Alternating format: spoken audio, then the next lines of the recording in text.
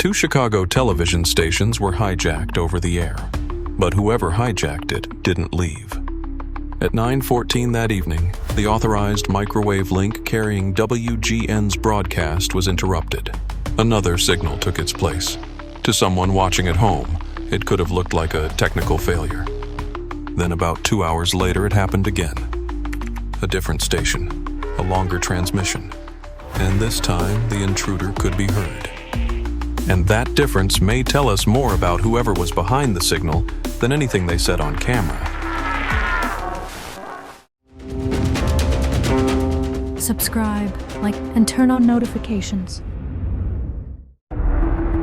The evening broadcast had been proceeding normally. WGN Channel 9 was airing its 9 o'clock news. Then the picture disappeared. For roughly 15 seconds, viewers saw a blank screen. Then the image changed. A figure wearing a Max Headroom mask appeared. Dark sunglasses covered the eyes. A corrugated metal panel moved behind him. The figure rocked from side to side. The audio was buried beneath a harsh buzzing sound. WGN engineers changed the frequency of the studio to transmitter link.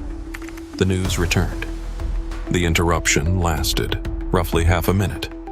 The station changed its transmission frequency, and the unauthorized signal disappeared. Someone had found a way to put another transmission over the station's signal. But the night was not over. About 2 hours later, another Chicago station was broadcasting Doctor Who. Then the program disappeared. The Max Headroom mask appeared again. The same corrugated panel moved behind the figure. But now there was a voice. It was distorted, but parts of the speech could be understood. The figure mocked WGN broadcaster Chuck Swirsky. He referred to Coca-Cola advertising. He held up a Pepsi can. Then came the phrase, "catch the wave." The real Max Headroom had been used in Coca-Cola advertising. The references continued. Clutch cargo, WGN, television personalities, fragments that appeared to point in different directions. Near the end, the camera angle shifted lower. A second silhouette briefly entered the frame, holding a domestic object. Then the signal disappeared. Doctor Who returned. The entire interruption lasted about 90 seconds. The second interruption made a simple equipment failure, much harder to explain. The same mask had appeared on another station, roughly 2 hours later. The second transmission had also been prepared in advance, and unlike Captain Midnight's earlier intrusion, it contained no clear political demand. That leaves one question. Why these two stations? The strange video was only half of the mystery. The other half was the transmission itself. UGN and WTTW did not send their studio programs directly from the studio to viewers. Their programming traveled through microwave studio-to-transmitter links. To interfere with one of those links, the intruder needed a signal strong enough to override the legitimate transmission. WTTW broadcast engineer Al Skierkiewicz later explained that the person responsible would have needed sophisticated technical knowledge. He suggested a broadcast engineer, a satellite engineer, or a ham radio operator.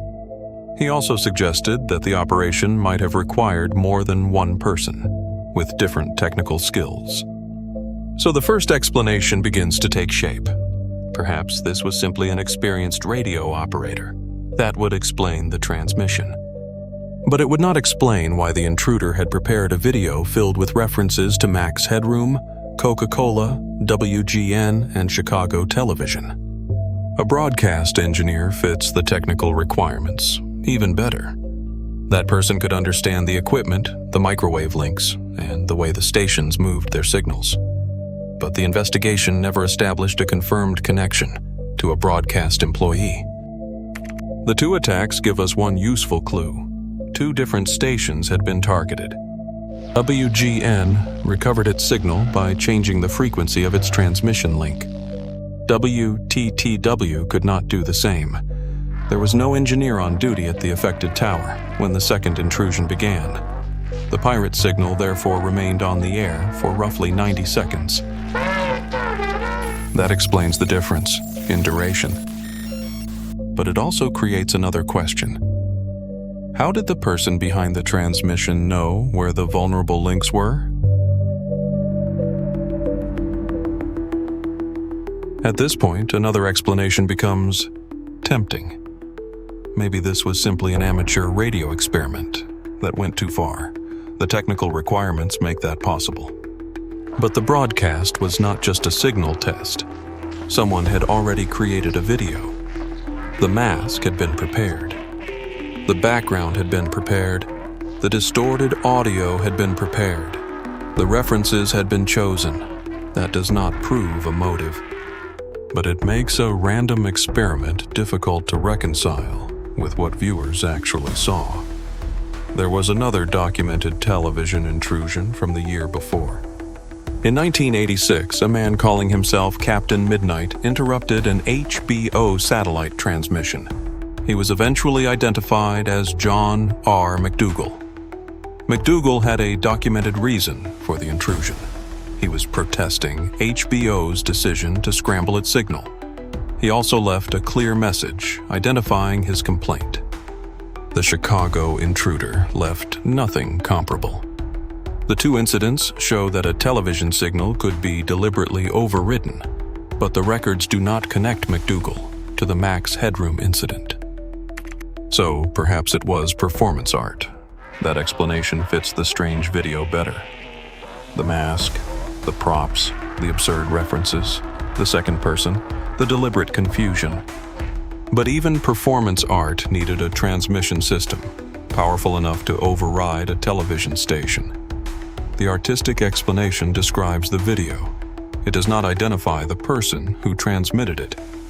There is one final possibility. Perhaps the entire thing was a copy of another television intrusion.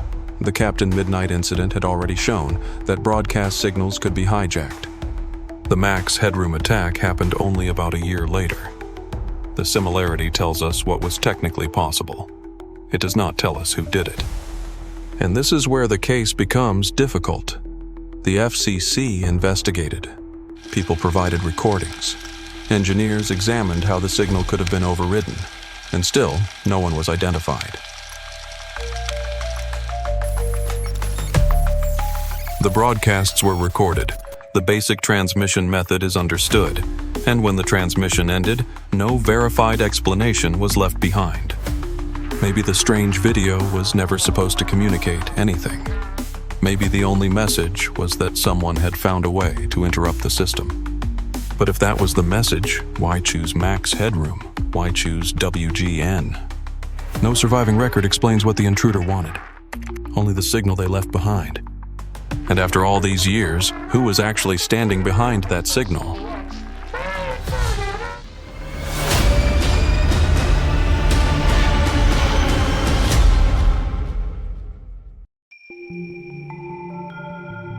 Don't miss out on the next content. Subscribe, like, and turn on notifications.